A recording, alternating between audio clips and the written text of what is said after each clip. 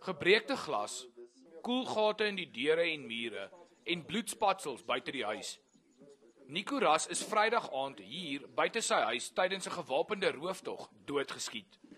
Sy buurman is in dieselfde aanval gewond toe die bende aanvallers losgebrand en skote na minstens 3 huise geskiet het. Ek het geluide buitekant gehoor, soos voetstappe en toe ek buite kyk, toe is Nico buitekant. Die ou wat ook nou oorlede is.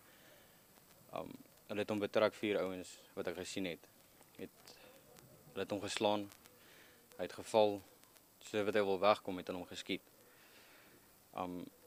Toe ek haar wakker, my vrou wakker gemaak. Ek het vir haar gesê sy moet die polisie probeer kry en wat. Toe het hulle in ons deur begin kom stoot. Hulle het ons hek oopgebreek en toe probeer hulle inkom by ons.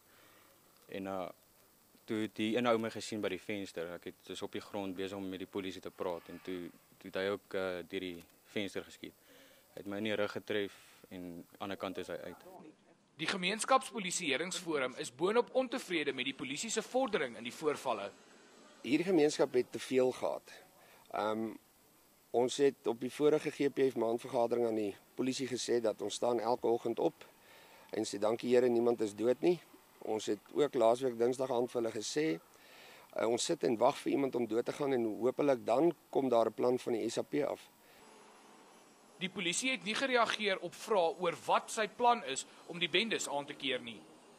Gerard Pretorius, E-nuus, Pretoria.